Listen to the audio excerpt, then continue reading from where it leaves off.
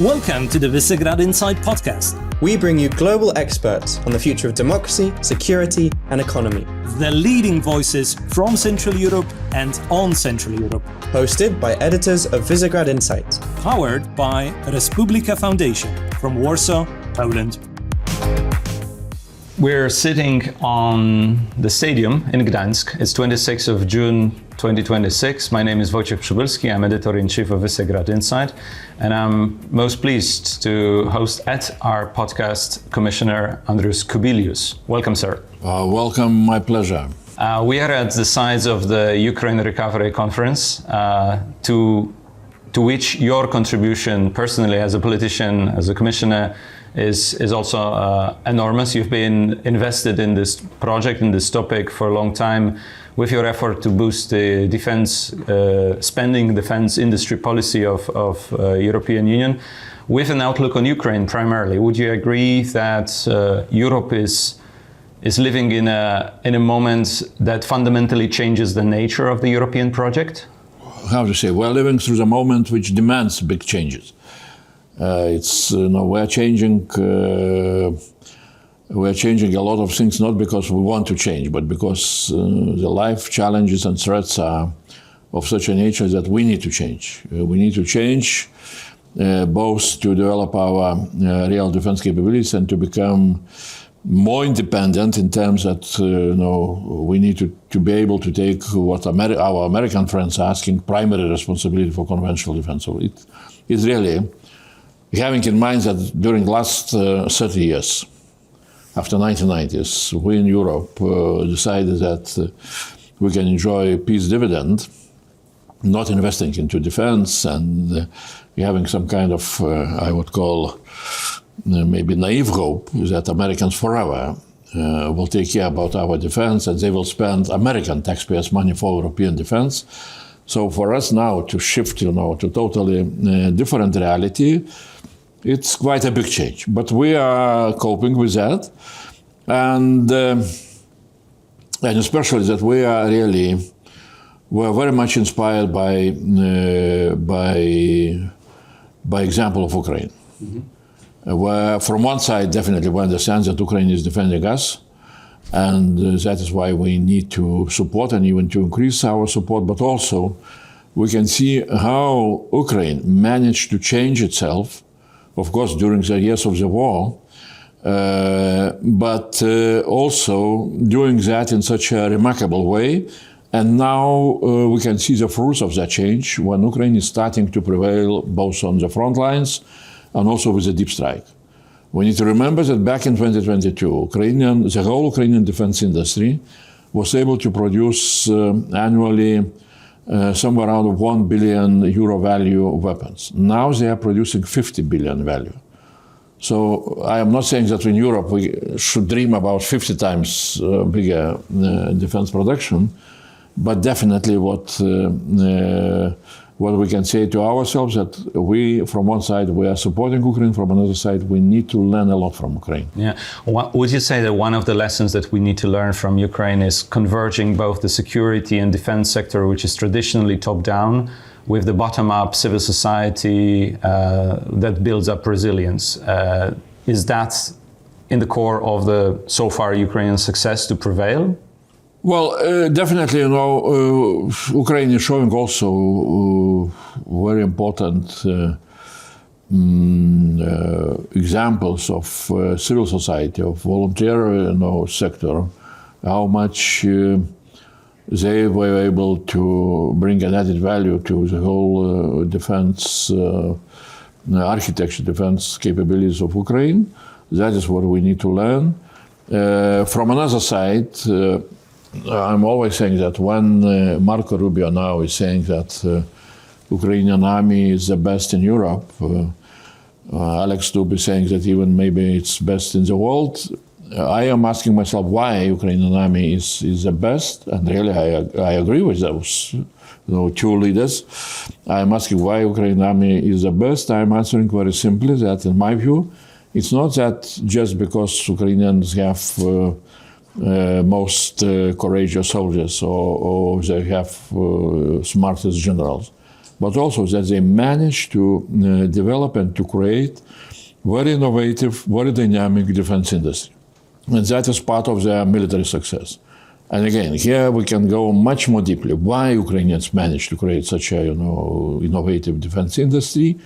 What were, in some case, in some way, the basic principles or background, why they managed to develop, and why in some ways we in Europe are, if you compare with Ukrainian developments, we are much slower in changing. And in my view, here is a question also not only of industrial transformation per se, or what we can call supply transformation, but also very important is to see transformation of the demand side. And in Ukraine, it had happened. Because at the very beginning, the defense industry, as I said, was quite weak. But they had a lot of, traditionally, a lot of high-quality engineers, and know-how people.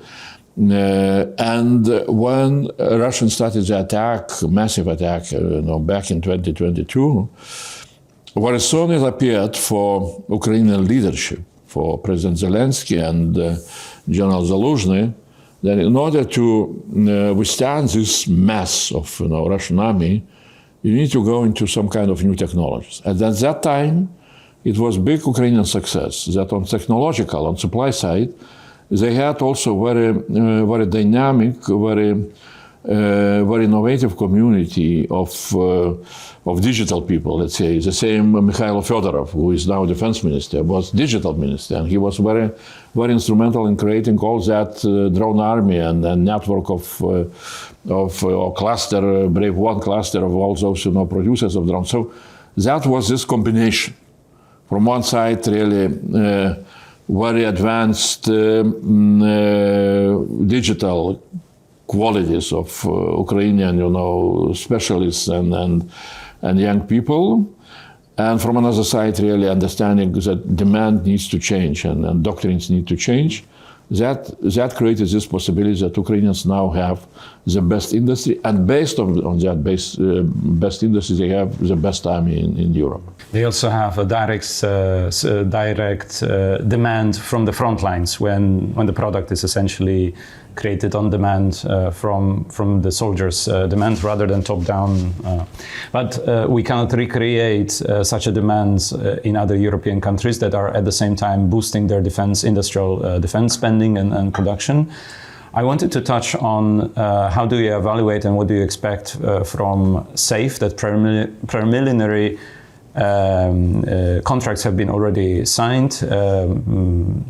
This funding is spread all across Europe, European Union, but in Central Eastern Europe in particular, also in Lithuania, Latvia, and Estonia, and on Poland, Romania. We'll see about Hungary, as I understand. There is an increase of defense spending.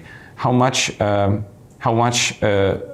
this is covering simply the existing needs? How much do you expect innovating the defense sector when we learn from Ukraine, when this money is being spent? Are we just catching up, or there is something to look forward that certain industrial innovation is also happening as we speak? Well, SAFE instrument really is very important, and I would say rather successful, and we can hear from defense ministers, not only from here, from frontier countries, let's say, like Poland, but also from other European countries, like Belgium. Minister was publicly saying that this is the best instrument in the history of Europe, in order to support defense development and so on. So, second, definitely, it's very clear also that this instrument is very much used by eastern flank countries, by frontier countries, and yesterday we had here in parallel with Ukraine Recovery Conference, we had Eastern Flank Summit of the Prime Ministers of 7 countries. That was organized by Donald Tusk, very successful summit. And it appeared, we calculated immediately, that if Poland is taking around 1/3 of the whole package of SAFE loans, around 43 billion out from 150, So the whole eastern flank countries are taking half of 76 billion from 150, which means several things. First of all, what we can see from those proportions, that eastern flank countries are very seriously taking responsibility to invest and to develop their defense capabilities. But they are developing not only their own defense capabilities, they are developing the defense capabilities of the whole European Union, because they are defending not only their own territory, they are defending the whole Europe. And they are spending, some countries are spending 5 or even more % of their national GDP, and they're taking big responsibility to spend those loans. And this is big responsibility. This is an attractive loan, but nevertheless, you are taking a loan which you will need to repay. And so that is why it's very important that European Union, as some kind of community of solidarity, would understand that special support to the countries of this region are very much needed. It was very important that the recent European Council meeting of heads of states, in their conclusions, exactly stressed this importance of Eastern Flank Watch as a project. So we can expect that very soon Eastern Flank Watch, as one of the 5 major flagship projects, will get the status of European Defense Project for Common Interest. This is Brussels abbreviation, No, but essentially, yeah. It is to say that the defense is public good. Sure, and that will allow this, status of EDPCI will really, European status, political status, because those projects will be approved by the Council. It will also allow this project to get access to European Union grants. At first, smaller ones, because the budget is very limited, but with the next budget it can be quite substantial. So this is how we are moving ahead.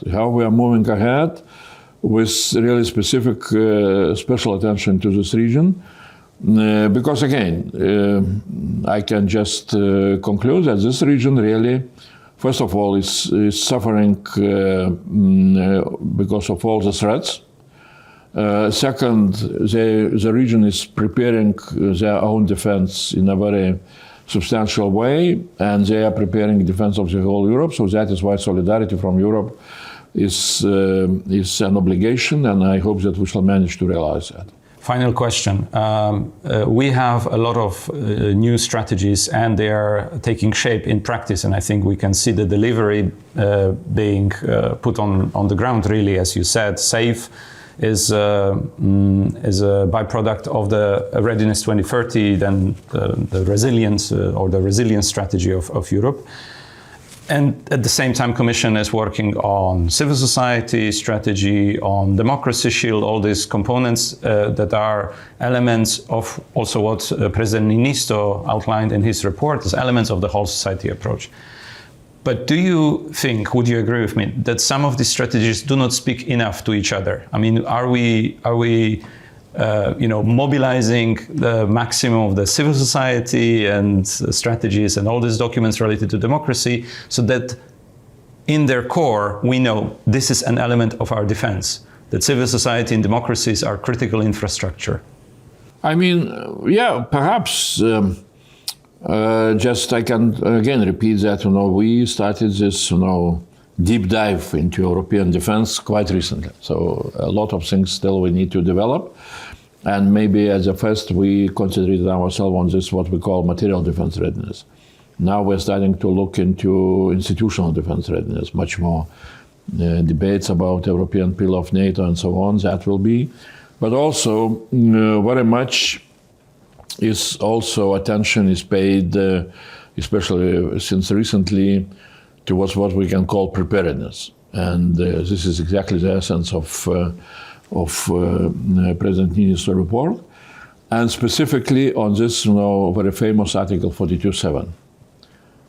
It came after the war in Iran, and after some European countries, which are even not members of NATO, like Cyprus, face some real threats. And then the question was, so how we can really realize this Article 42.7, which demand mutual assistance from all other European Union member states towards a country which is facing real threat, real military threat.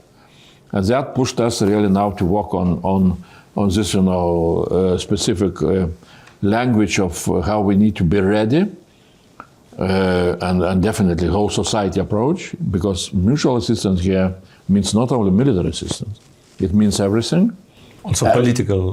Political, yeah, and in some way, it demands also much more clear understanding, not only how we should react towards what we can call day X, of real military aggression, but how we need to be prepared in order to deter such kind of aggression.